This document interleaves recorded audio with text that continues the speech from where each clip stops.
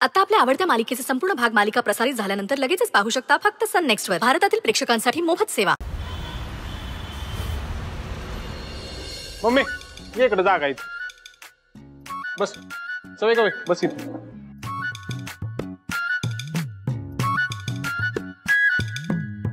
Mummy काय सांगू नाश्त्याला? मला का नाही साऊथ इंडियन डिश सांग. कुठली? इडली. इडली. हो 5 इडल्या घ्या.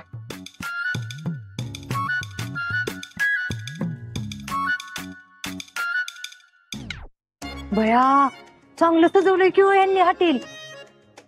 आपल्या मंजूचा घटस्फोट होणार आहे म्हणून तर नाही ना. बस लग्नाला तामझाम, घटस्फोटाला तामझाम. तुला काय जाते? इथं लय भारी भारी मिळते. काय काय? हे बघ, बिन्नी पावभाजी, घी मसाले डोसा, घी उत्तप्पा, घी टोमॅटो आमलेट. अयो म्हणजे सगळं घेच म्हणते तो ती. होय सत्या, काय काय झालं कोर्टात? अरे सगळी येड्यांची जत्रा आहे बघ. का? आपलं वकील साहेब काय बोलतच नव्हते आणि घटस्फोटाचं कारण बी सांगणार. आणि ते जज साहेब ते तर उलट स्वतःचाच अंदाज बांधायला लागले होते. अरे मग सरळ सांगायचं ना, त्या वाघमाराने तुझ्या होणाऱ्या बायकोला कशी पळून जायला मदत केली ती आणि स्वतः नवरी म्हणून उभी राहिली. खरे बलम्याचं म्हणजे त्या जज साहेबाला कळलं असतं ती नेबेट किती आतल्या गाठीची आहे ती. अगं पण मम्मी, ते पुष्करच आपल्या संग खोटं बोलला होता ना. आणि जरी त्यांनी मुद्दाम केलं असलं तरी आपल्याकडे पुरावा कुठं आहे? सत्या बलम्या घटस्फोट होईल ना? होणार की काय नाही होणार. आता दोघांना पण एकमेकांसोबत संसार थाटायची इच्छा नाही, मग घटस्फोट होणार. मम्मी अगं काही तासाचा प्रश्न आहे, तोट्याची माळ लाव आपण. आली इडली आली. अयो कसली इडली? अगं ही पोडी इडली पोडी.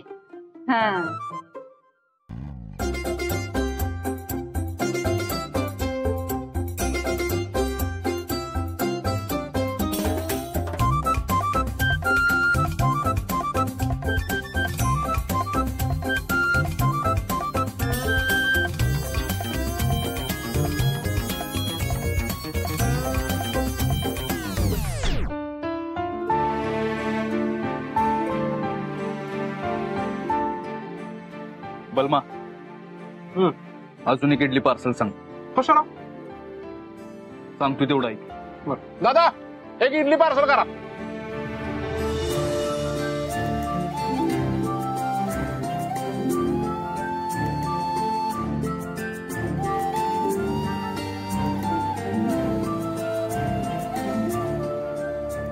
काय करू याचं?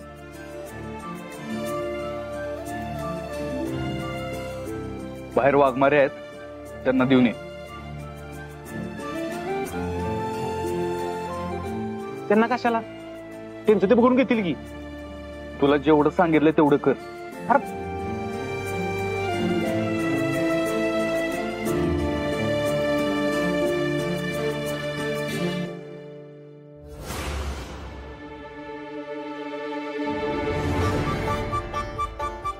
ठीक आहे. काय आहे? इडली तुमच्यासाठी मागवलं सत्यानं. नको आहे मला. असं कसं नको? सत्यानं मागवलं म्हणजे घ्यायला लागणारच. एकदा सांगितलेलं कळत नाही का? त्यांना अमृत जरी पाठवलं तरी ते बी नको मला. राहू दे.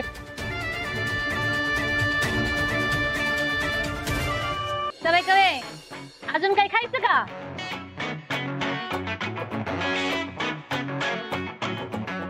घ्या. तू एवढी दया दाखवतोस आणि ती भाऊ खाते. सरळ नको म्हणली. तुझ्याकडचं अमृत पण नको असं म्हणतो.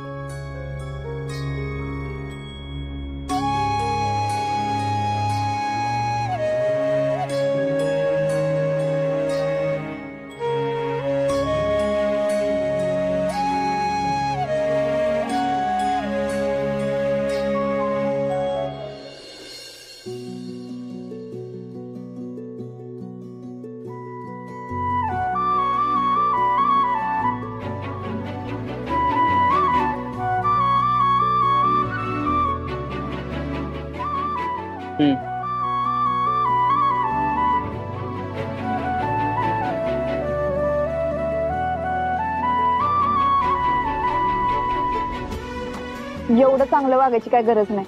ते मला बी माहिती आहे वाघमारे, पण आता काहीच तासांचा प्रश्न आहे. आज जर निकाल लागला ना तर कदाचित आपण परत भेटणार बी नाही. आणि आपल्या दोघांना बी तेच हवं आहे. आणि जर आपल्या दोघांच्या बी मनासारखं होतंय तर कशाला उगाच खाण्यावर राग काढताय.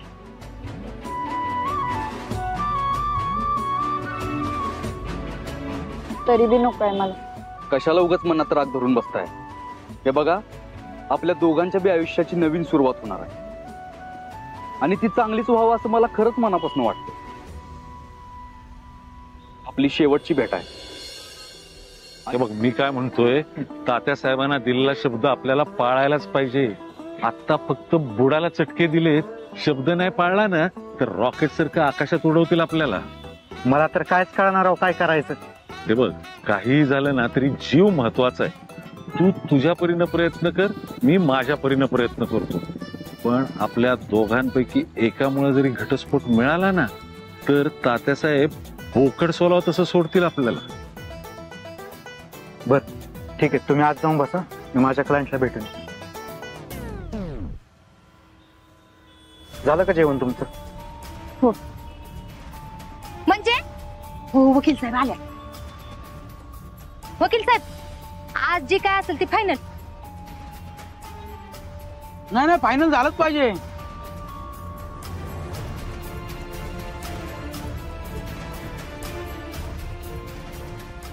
अहो होय का नाही ती एकदाच स्पष्ट सांगा. बघू, मी माझ्या परीने प्रयत्न करतो. प्रयत्न करूच नका, कन्फर्म करून टाका. आत्ताच 12 वाजले ती थोबाडाव. अहो पण जज साहेबांसमोर दोघांचेही जबाब ऐकले जाणार आहेत आणि दोघांची ही कारणं त्यांना पटली ना तरच होणार आहे घटस्फोट. अगदी आजच. हा मग म्हणजे एक काम कर, काय करायचं, तो सत्या मला लय मारतो, घरातली मला लय त्रास देते ती, असं का नाही मोठं मोठं आरोप करते त्यांच्यावर. हा अजिबात नाही, असं खोटं बोललो तर आपण अडचणीत येऊ. घ्या, ह्यो पहिलाच वकील मी असं बघत्या जो सांगतोय की खोटं बोलायचं नाही म्हणून. अहो खोटं न बोलता आपणच मिळवणार घटस्फोट. बर ठीक आहे, या लवकर तुम्ही.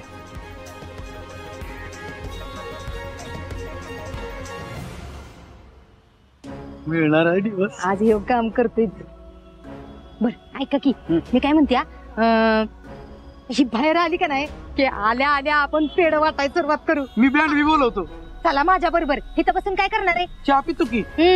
आल्यावर प्या, पेढ्याचा बॉक्स घेऊन ये. चला म्हणजे येतो, पेढ घेऊन येतो. बाहेर जे काय बोललो ते लक्षात ठेवा. घरातल्या खुर्चीवर मोकळ्या मनानं बसायला मिळालं पाहिजे आपल्याला. बरोबर आहे. आले आले, या बसा.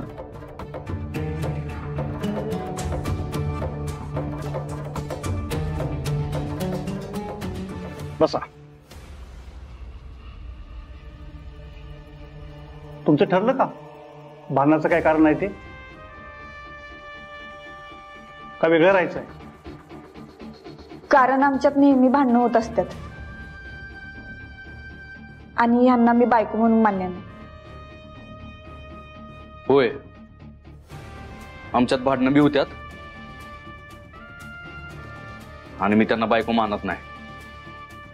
ही भांडणं घटस्फोटासाठी पुरेशी नाहीत मिस्टर सत्यजित. अहो नवरा बायको म्हटलं की भांडणं व्हायची. ते घटस्फोटासारखं एवढं काय आहे त्याच्यामध्ये विशेष? अहो पण जज साहेब, आमचं लग्नच अपघातानं झालंय. अपघातानं म्हणजे? ते कसं काय? माझं लग्न एका वेगळ्या पोरीबरोबर होणार होतं आणि त्याच मंडपात यांचं बी लग्न होणार होतं. पण जिच्या बरोबर माझं लग्न होणार होतं ती पळून गेली.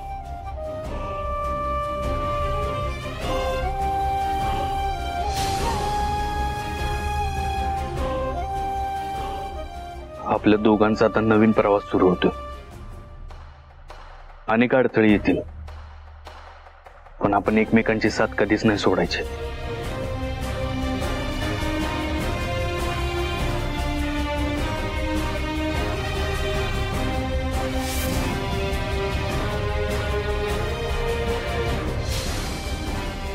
शुभमंगल सावधान.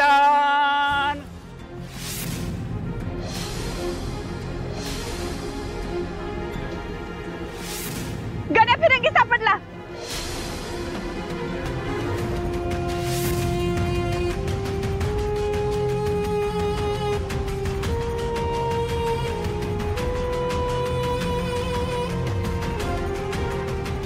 आओ, मी त्या गुंडाला पकडायचं होतं म्हणून इथं बसले होते.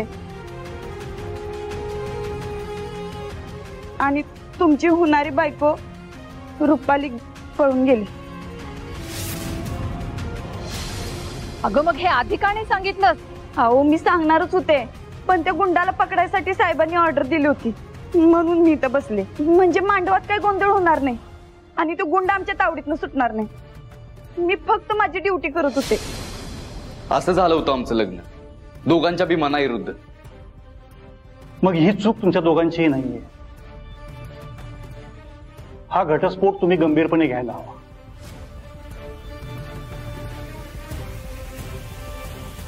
एवढं सगळं होऊन सुद्धा दोघ जण पण सुखानं संसार करतायत जज साहेब.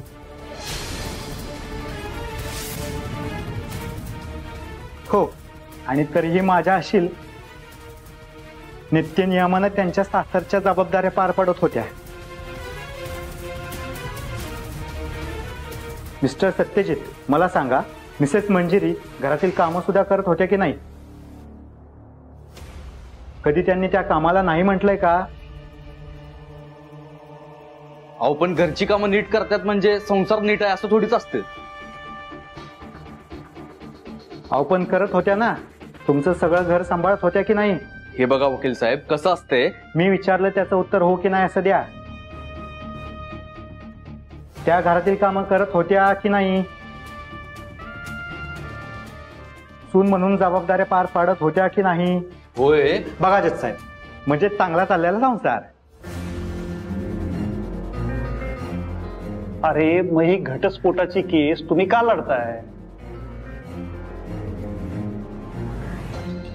आणि बर का जज साहेब, काही दिवसापूर्वी मिस्टर सत्यजित घटस्फोट देणार नाही असं ठामपणानं म्हणाले होते मंजिरीला आणि त्यांच्या आत्याला. अहो, पण मला आत्ता हवाय असं म्हणतोय ना मी. तुम्हाला ज्या कामासाठी नेमले ते करा की तुम्ही. शांत व्हा मिस्टर सत्यजित. मिसेस मंजिरी, तुम्ही तुमची बाजू सांगा. हे बघा जज साहेब, मी मुद्दाम उभे राहिले नव्हते लग्नाला. आजपर्यंत समजे त्याच्यावरूनच बोलतात मला, पण त्या टायमाला माझी मजबुरी होती. या लग्नात त्या मुलीच्या जागी तुम्ही उभं राहायचं. पण सर, इट्स माय ऑर्डर. मी फक्त माझी ड्युटी पार पाडत होते.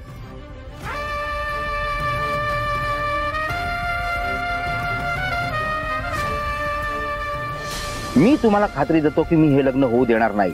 हे लग्न लागायच्या आत आम्ही गण्या फिरंगीला पकडू. It's my promise. एक कुख्यात गुंड लग्नात घुसला होता.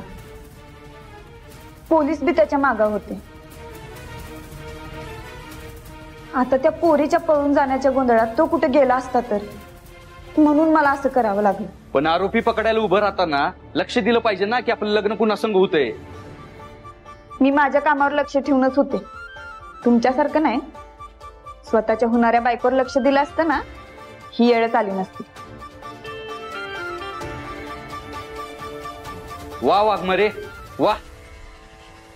म्हणजे प्रत्येक वेळी तुम्हीच बरोबर आणि आम्ही चुकीचं.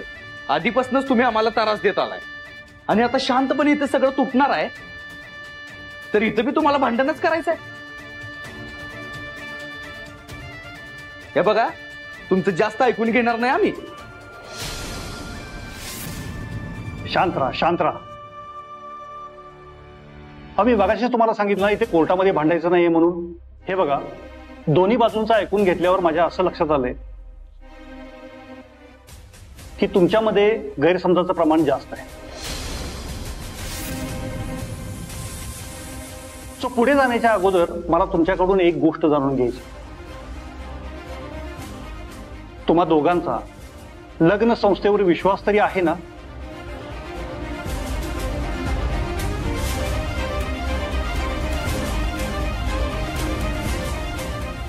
होय.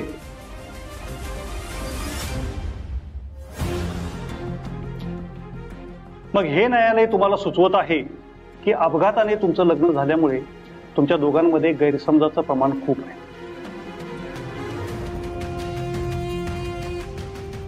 संपूर्ण 1 वर्ष सुद्धा संसार एकत्र न करता तुम्ही डिवोर्स फाईल केलेला आहे. त्यामुळं कायद्याच्या नियमानुसार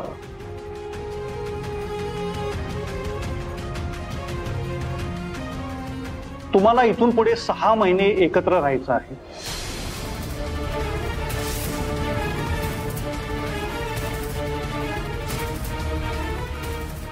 आणि या 6 महिन्यामध्ये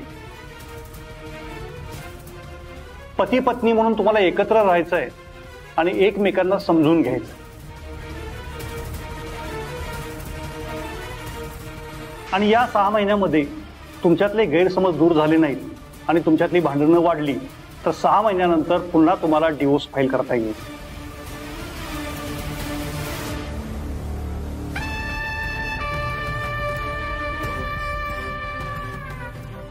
तोपर्यंत 6 महिने तुम्हाला एकत्र राहायचे.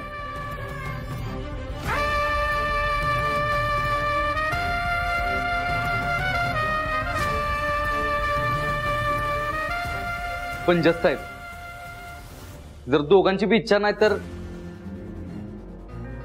मग कशाला एकत्र राहायचं? वय उगाच दोघांचं बे आयुष्य आम्ही का अडवून ठेवायचं? तुम्ही प्लीज घटस्फोटाची परमिशन द्या. होय जज साहेब, प्लीज परमिशन द्या. हे बघा, मी बोलत असताना मध्ये बोलायचा प्रयत्न केला तर कोर्टाचा अपमान केल्याची केस होईल तुमच्यावर. करायची का?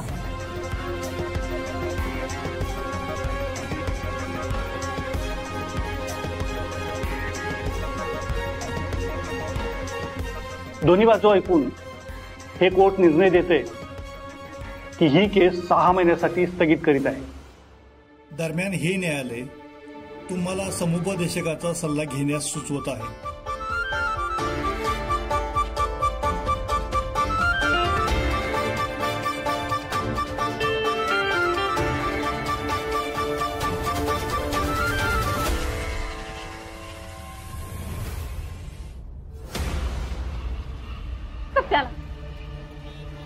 मंजू, काय झालं आतमध्ये? काय बोलले जज साहेब? सत्या, काय झालं? झाला घटस्फोट. लावतो तोट्याची माळ. यार कुठलं काय घटस्फोट राहिला लांब. इथं आगीतनं फुपाट्यात पडलोय. काय झालं? या वाघमाऱ्यांबरोबर 6 महिन्यात सक्तीने एकत्र राहायला सांगितलं जज साहेब.